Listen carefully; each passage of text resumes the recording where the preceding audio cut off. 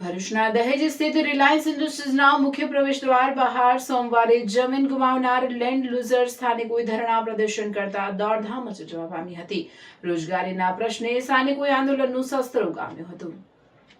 ભરૂચના દહેજ સ્થિત રિલાયન્સ ઇન્ડસ્ટ્રીઝના મુખ્ય પ્રવેશદ્વાર બહાર સોમવારે જમીન ગુમાવનાર લેન્ડ લૂઝર સ્થાનિકોએ ધરણા પર બેસતા ભારે દોડધામ મચી હતી.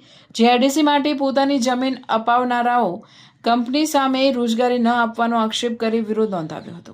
આંદોલનકારીઓએ જણાવ્યું હતું કે જમીન સંપાદન દરમિયાન સ્થાનિકોને રોજગારી આપવાની બાંહેધરી આપવામાં આવી હતી. જો કે અનેક રજૂઆતો છતાં આજ દિન સુધી યોગ્ય રોજગારી આપવામાં આવી હતી. છેલ્લા 2 વર્ષથી વિવિધ સ્તરે રજૂઆતો કરવા છતાં પ્રશ્નોનું કોઈ નિરાકરણ ન આવતા અંતે તેઓ આંદોલનના માર્ગે ઉતર્યા હોવાનું જણાવ્યું હતું. ધરણાની જાણ થતાં પોલીસનો મોટો કાફલો સ્થળ પર તૈનાત કરવામાં આવ્યો હતો અને કાયદો વ્યવસ્થાની સ્થિતિ જાળવવા ચુસ્ત બંદોબસ્ત ગોઠવવામાં આવ્યો હતો.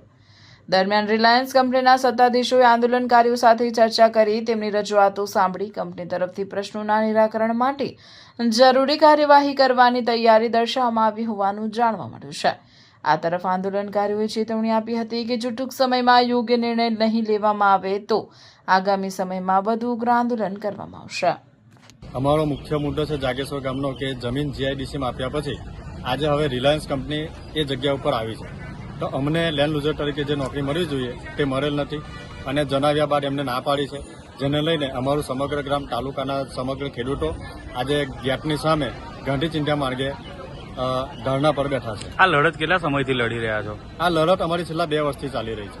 શું રિઝલ્ટ, શું વાતચીત થાય છે? શું રિઝલ્ટની અંદર એવું છે કે અમે અત્યાર સુધી મુખ્યમંત્રી સાહેબ સુધી અમે અરજી આપી છે, પરંતુ એના સુધી અત્યાર સુધી કોઈ અમનું નિરાકરણ આવેલ નથી અને કંપની કોઈ અમને યોગ્ય પોઝિટિવ જવાબ આપતી પણ નથી.